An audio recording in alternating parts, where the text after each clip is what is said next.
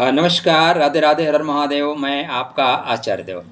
आज इस वीडियो में बात करेंगे जो इनका जन्म ही सत्ता और शासन के लिए हुआ है, जिन्हें ऑक्सीजन से भी ज़्यादा मान सम्मान की आवश्यकता है, जो मानते हैं कि इस राशि में कम लोग पैदा होते हैं क्योंकि पुण्य का अभाव होता है।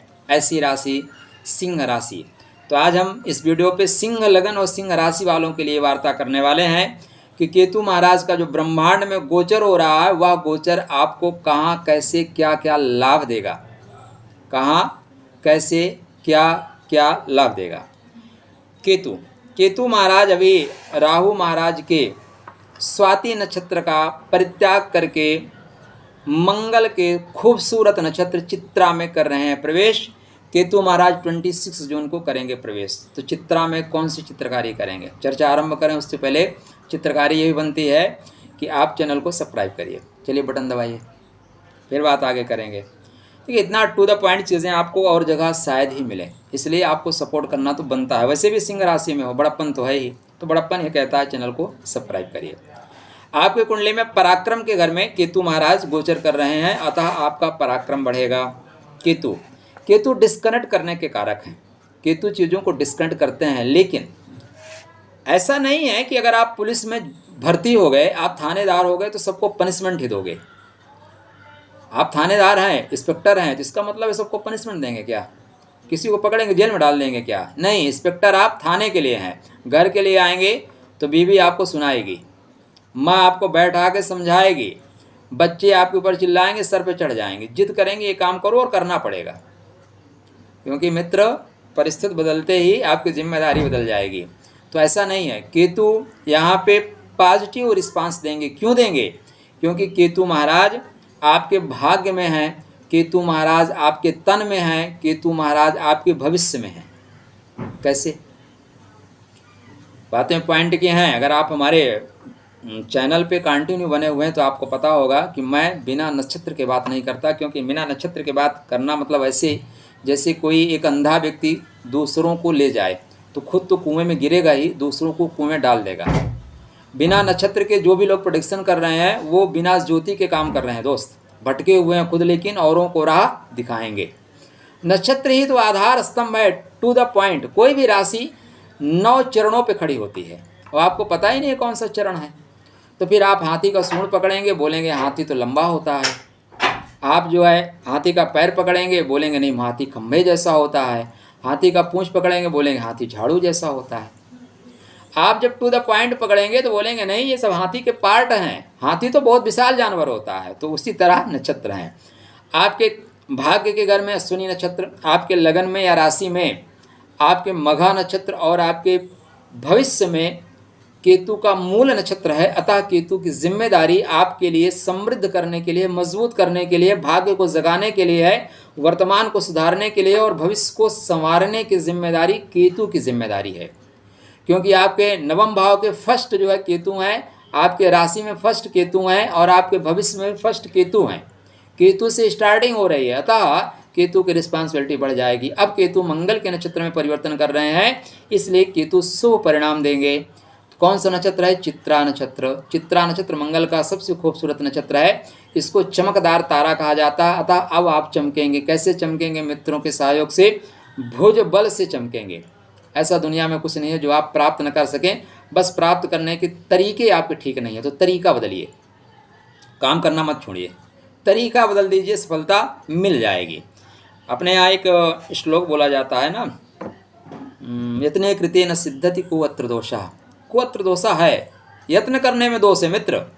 तो यह नक्षत्र ब्रह्मा विश्वकर्मा इंद्र का नक्षत्र है। ब्रह्मा जी इस पे बीज लगाएंगे, विश्वकर्मा जी उस बीज को पुष्पित पल्लवित करेंगे और इंद्र जी रक्षण करेंगे। यह नक्षत्र स्टार्ट करने का है, बीज वपन का नक्षत्र है, इसीलिए इसको संतुलन का नक्षत्र बोला जाता है। 13 नक्षत्र इसके ऊपर, 13 नक्षत्र इसके नीचे, यह संतुलन का नक्षत्र है और ये 2 राशियों में चलता है। इसलिए इसके ऊपर 3 देवता और 3 ग्रहों का प्रभाव है। ब्रह्मा विश्वकर्मा इंद्र महाराज का प्रभाव है इस नक्षत्र पे। चूँकि तुला में चलेगा तो शुक्र का प्रभाव है, कन्या में 2 चरण चलेंगे तो बुध का प्रभाव है और मंगल इसके अधिपति हैं, इसलिए मंगल का प्रभाव है। तो मंगल शुक्र बुध 3 ग्रहों का प्रभाव है। मंगल का साहस, शुक्र की सुंदरता लावणता है, बुद्धि का विकास है, बुध का बुद्धि है। तो इसलिए दैदीप्यमान नक्षत्र है दोस्त। अब आप चमकोगे। इसका जो प्रतीक देखेंगे चमकता हुआ गहना या मोती है, तो मोती जैसे बहुमूल्य बनने की ओर आप बढ़ रहे हो। कैसे? देखो, नई सुप्तस्य सिंहस्य प्रविशंत मुखे मृगा, नहीं प्रवेश नहीं करेगा मित्र। उठना पड़ेगा, चलना पड़ेगा, जागना पड़ेगा, भागना पड़ेगा। यहाँ से सप्तम दृष्टि भाग्य के घर पे है। आपकी मेहनत भाग्य के कपाट को खोल देगी। तो 1 मई से वो वक्त आ रहा है, 1 जुलाई से वक्त आ रहा है जहाँ से भाग्य के कपाट खुल जाएंगे। तो प्लीज़ जोर से धक्का मारिए, मेहनत जम के करिए। मेहनत करेंगे तो पर्वत को काट के माझी बन के रास्ता निकाल देंगे। मेहनत करेंगे समुद्र पे पत्थरों का पुल बिछा देंगे। इसलिए उठ जाइए। यह नक्षत्र पुण्य छायनी शक्ति लेके चल रहा है। सीधा सा मतलब है पुण्य छायनी, मतलब आपका जो पुण्य होगा उदित होगा, आप छा जाओगे। आपका पुण्य उदित होगा, आप छा जाओगे। इस नक्षत्र में इसका जो तत्व है अग्नि तत्व है, मतलब जलना पड़ेगा और जलाना पड़ेगा। राक्षस गण है, मतलब रक्षा करनी पड़ेगी, लड़कर लेना पड़ेगा।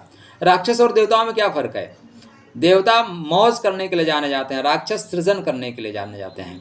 यद्यपि रावण के पश्चात जो राक्षसों की शब्दावली है या अर्थ है वो बदल गया, लेकिन राक्षस तो रक्षा करने से हैं। अब इस नक्षत्र में थोड़ा सा आपके अंदर अटैकिंग पावर बढ़ेगा। इसकी जो योनि है व्याघ्र है, तो व्याघ्र की तरह आप अटैक करेंगे, ठीक है ना। लेकिन यह नक्षत्र कलाप्रिय है, तो कला के जगत में आप सफलता प्राप्त करेंगे। विद्याचारी है, एजुकेशन आप प्राप्त करेंगे। भ्रमणकारी है, भ्रमण करेंगे।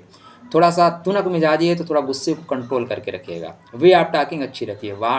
वाणी को वीणा बनाए, वाणी को वाण न बनने दें, बेहतर लाभ मिलेगा। संगीत में रुचि होगी। ललित कलाओं में आप काम करना चाहते हैं, फैशन से रिलेटेड वर्क करना चाहते हैं, आभूषण का काम करना चाहते हैं, आप आत्म केंद्रित होना चाहते हैं, आत्म केंद्रित हो सकते हैं। शिल्पकार आप बनना चाहते हैं, विचारक बनना चाहते हैं, इनमें सारे में आपको सफलता मिलेगी। तो यहाँ पे यह नक्षत्र आपको भवन निर्माण में सपोर्ट करेगा, शस्त्र निर्माण में सपोर्ट करेगा। ऑटोमोबाइल से रिलेटेड वर्क करना चाहते हो, काम करो। इत्र का काम, व्यवसाय का काम करना चाहते हो, करो, कराएगा। आप दलाली करना चाहते हो, करो। टेलीविज़न का काम करना है, आप व्यापार दूरबीन माने दूरदृष्टि का व्यापार करना चाहते हो, दूरदृष्टि, तो दूरदृष्टि का व्यापार आप कर सकते हैं, भविष्य का प्लान कर सकते हैं। आप वास्तु करना चाहते हैं, आप टैरो कार्ड रीडर बनना चाहते हैं, तो यह नक्षत्र आपको सपोर्ट करेगा। किसी को इम्प्रेस करना है, इस नक्षत्र का उपयोग करिए, अगले व्यक्ति को आप इम्प्रेस कर ले जाएंगे। प्रपोज के लिए भी ठीक है नक्षत्र, लेकिन केतु प्रपोज में विश्वास नहीं रखता। आत्मिक रूप से आप जुड़ना चाहें जुड़ें। यहाँ बंधु बांधव जो रिश्ते टूटे थे उनको ठीक करेगा। केतु आपके पूर्व जन्म की एनर्जी को ठीक करेगा, आपके स्वास्थ्य को अच्छा करेगा, संतान संबंधी प्रॉब्लम को क्रिएट करेगा। एजुकेशन में आपकी रुकावट आ रही थी, एजुकेशन को ठीक करेगा। ईस्ट के प्रति कनेक्टिविटी नहीं बन रही थी, उसको भी ठीक करेगा। तो केतु को मजबूत करके रखिए, और मजबूत करने के लिए सबसे अच्छा उपाय है ओम इग्नोराय नमः। इग्नोर करना सीखिए, क्योंकि आप इग्नोर करोगे तो केतु साइलेंट जोन में जाके आध्यात्म में घुस जाएगा और आपकी एनर्जी को जागृत कर देगा। आप केतु की तरह बन के हर जगह टीका टिप्पणी करोगे तो केतु बोलेगा मेरा काम कर रहा है, मुझे क्यों करना, करने दो। केतु फिर आपको सही डिसीजन नहीं देगा, इसलिए इग्नोर करना शुरू करिए। धार्मिक स्थानों पे आप देसी घी का दान कर सकते हैं, बत्ती का दान कर सकते हैं, रुई का दान कर सकते हैं, बेहतर परिणाम मिलेगा। कोई विधवा स्त्री हैं या विधुर पुरुष हैं, उनकी सेवा करना भी आपके लिए श्रेष्ठ परिणाम देगी। चलिए खुश रहिए, स्वस्थ रहिए, मुस्कुराते रहिए, राधे राधे करते रहिए।